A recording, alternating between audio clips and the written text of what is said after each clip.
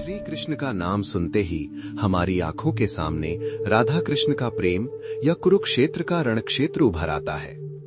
लेकिन एक प्रश्न आज भी बहुत लोगों को सोचने पर मजबूर करता है। आखिर उनकी 16,108 पत्नियां क्यों थीं? क्या ये केवल एक संख्या है या इसके पीछे कोई गहरा रहस्य छिपा है? आज के इस वीडियो में हम केवल पौराणिक कथा ही नहीं बल्कि शास्त्रीय प्रमाण और आध्यात्मिक व्याख्या के माध्यम से इस सत्य का उद्घाटन करेंगे। हम इसे मुख्यतः दो भागों में चर्चा करेंगे। पहला, अष्टभार्या अर्थात 8 प्रमुख महिषियां और दूसरा 16,100 उद्धारित स्त्रियां। अब सुनिए, श्री कृष्ण की 8 प्रमुख महिषियां या अष्टभार्या केवल उनकी पत्नियां नहीं थीं, बल्कि वे प्रकृति की 8 दिव्य शक्तियों का प्रतीक थीं। सबसे पहले आती हैं देवी रुक्मिणी। वे साक्षात लक्ष्मी का अवतार और भक्ति की पराकाष्ठा थीं। रुक्मिणी ने कृष्ण को पत्र भेजा था, इस विश्वास के साथ कि भगवान अपने भक्त को अवश्य ही बचाएंगे। इसके बाद आती हैं सत्यभामा, जो धरती माता का अंश और अत्यंत तेजस्विनी थीं। वे श्री कृष्ण के साथ युद्ध में भी भाग लेती थीं। जाम्बवती धैर्य और त्याग की प्रतीक थीं। कालिंदी यमुना नदी की देवी हैं, जो सूर्य की पुत्री हैं और तपस्या के माध्यम से उन्होंने कृष्ण को प्राप्त किया था। मित्रविंदा, सत्या, भद्रा और लक्ष्मणा, ये 8 महिषियां कृष्ण के जीवन के 8 अलग अलग पक्षों का संतुलन बनाए रखती थीं। आध्यात्मिक दृष्टि से देखें तो ये 8 महिषियां मनुष्य के शरीर के 5 महाभूत पृथ्वी, जल, अग्नि, वायु, आकाश और मन, बुद्धि तथा अहंकार, इन 8 तत्वों का प्रतीक हैं। कृष्ण इन 8 शक्तियों को नियंत्रित करके जगत का संचालन करते हैं। इनके साथ श्री कृष्ण का विवाह कोई साधारण सांसारिक संबंध नहीं था, बल्कि ये जीवात्मा और परमात्मा के मिलन की एक अद्वितीय लीला थी।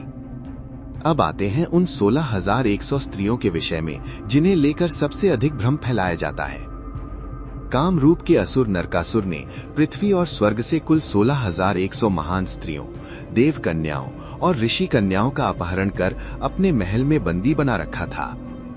इन स्त्रियों ने वर्षों तक असहनीय कष्ट सहा। जब श्री कृष्ण सत्यभामा के साथ गरुड़ पर सवार होकर नरकासुर का वध करते हैं, तब ये 16,100 स्त्रियां मुक्त होती हैं। लेकिन मुक्ति की खुशी पल भर में ही दुख में बदल जाती है। उस समय के कठोर सामाजिक नियमों के कारण इतने समय तक किसी अन्य पुरुष के अधीन रहने वाली स्त्रियों को परिवार और समाज स्वीकार करने से इनकार कर देता है।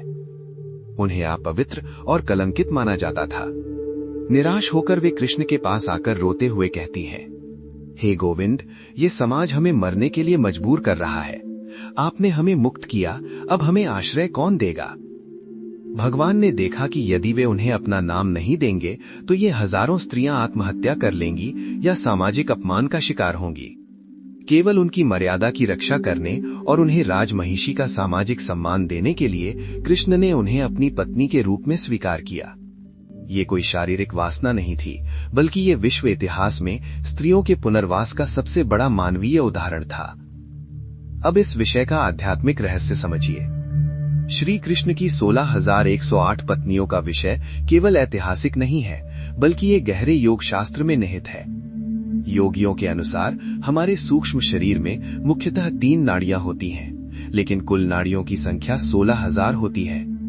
जब कृष्ण परमात्मा के रूप में हमारे हृदय में स्थित होते हैं, तब वे 16,000 नाड़ियों या प्राण स्पंदनों को नियंत्रित करते हैं। इसीलिए वे 16,000 शक्तियों के स्वामी हैं। इसके अलावा पुराणों के अनुसार दंडकारण्य के ऋषियों और त्रेता युग के कई भक्तों ने श्री राम को पति के रूप में पाने की इच्छा की थी, लेकिन राम एक पत्नी व्रतधारी थे। उन्होंने उन्हें वचन दिया कि अगले जन्म में वे उनकी इच्छा पूरी करेंगे। वही ऋषि और भक्त कृष्ण के जन्म में 16,100 स्त्रियों के रूप में जन्म लेते हैं। साथ ही कृष्ण ने 16,108 अलग अलग रूप धारण करके प्रत्येक के साथ एक ही समय में उपस्थित रहकर ये सिद्ध किया कि वे कोई साधारण मनुष्य नहीं बल्कि पूर्ण ब्रह्म है। श्रीमद् भागवत में वर्णित है कि जब नारद मुनि कृष्ण के महलों का दर्शन करने जाते हैं, तो वे देखते हैं कि 16,108 महलों में कृष्ण 16,108 अलग अलग कार्यों में व्यस्त हैं। ये ईश्वर की विभूति या दिव्य शक्ति का एक अद्भुत प्रदर्शन है। अब एक महत्वपूर्ण बात, आज के युग में बहुत लोग कृष्ण के चरित्र पर प्रश्न उठाते हैं, लेकिन वे भूल जाते हैं कि कृष्ण आप्तकाम और योगेश्वर थे। जिन्हें स्वयं किसी वस्तु की आवश्यकता नहीं, वे भला इच्छा के वश में क्यों होंगे। उन्होंने 16,108 पत्नियों का पालन पोषण और सम्मान राजसी ढंग से सुनिश्चित किया।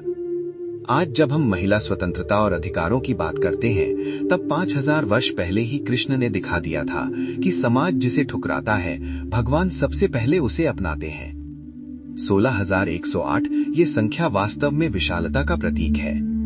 कृष्ण केवल यशोदा या राधा के नहीं, वे पूरे ब्रह्मांड के प्रत्येक कण और हर हृदय के हैं। उनकी ये अनेक पत्नियां स्वीकार करने की कथा हमें ये सिखाती है, जब संसार किसी को स्थान नहीं देता, तब परमेश्वर उसे अपने हृदय में स्थान देते हैं। ये कथा कोई भोग विलास की कहानी नहीं है, बल्कि ये त्याग और करुणा से परिपूर्ण धर्म की मिसाल है। इसीलिए कृष्ण की इस लीला पर संदेह करने के बजाय इसके पीछे छिपे प्रेम और करुणा को समझना ही सच्चे सनातन धर्म की शिक्षा है। जय श्री कृष्ण।